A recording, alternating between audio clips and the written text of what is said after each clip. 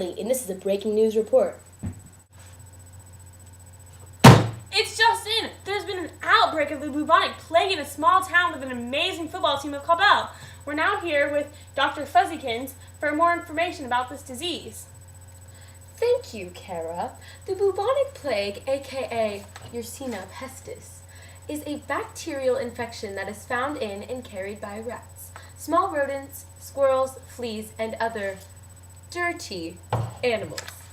Its pathophysiology is that it cuts off the communication to the cells from the immune system, which is dearly needed for fighting bacteria and keeping you healthy. Ways to prevent this horrible disease is by destroying anywhere a rodent can live, in your house or workplace.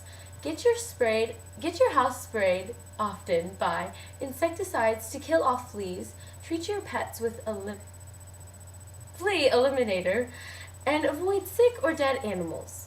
If you're not familiar with this disease, some symptoms are Fever, headache, chills, nausea, vomiting, abdominal pain, diarrhea, decreased appetite, rapid heart rate, and delirium.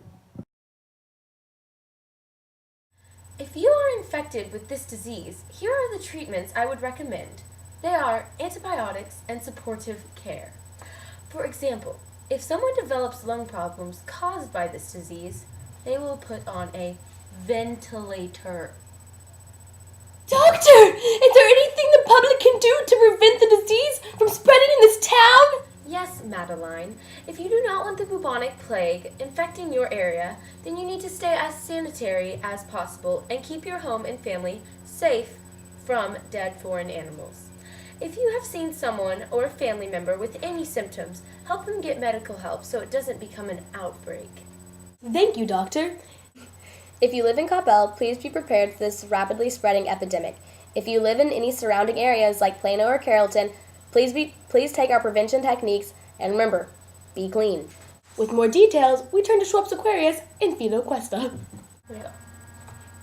Thank you, Madeline. The bubonic plague struck around 1347 when Italian merchants returned from the Black Sea. As you already learned, it was carried by rats and other animals, and those exact animals burrowed onto boats and got the seamen very ill. When the boats returned, the men spread the disease. The Europeans were especially susceptible to the disease because they lived in close surroundings with extremely bad sanitary conditions.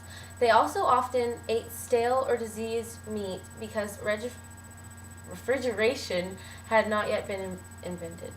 To make things worse, medicine had not been well developed, and there was not modern technology that might have cured it.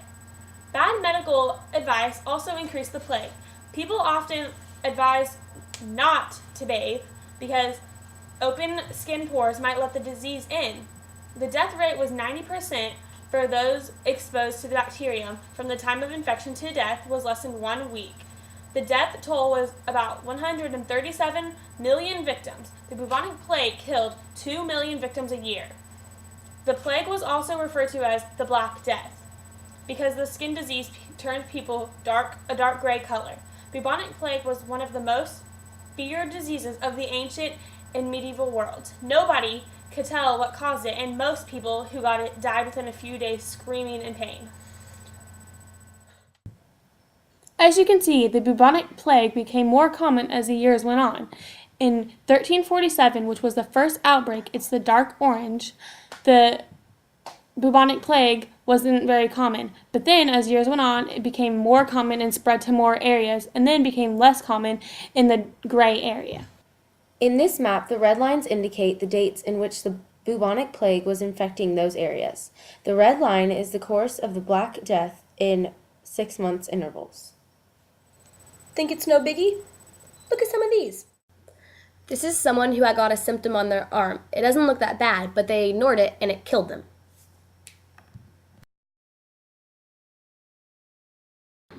Looks like it hurts. Sucks, right? Ew!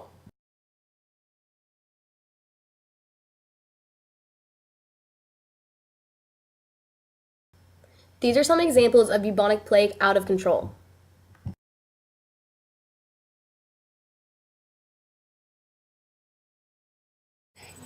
And that's it, folks.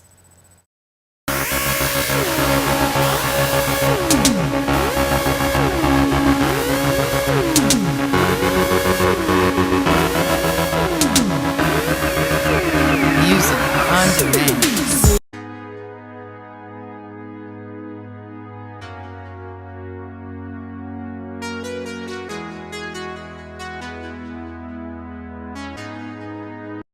Wait! It's Madeline.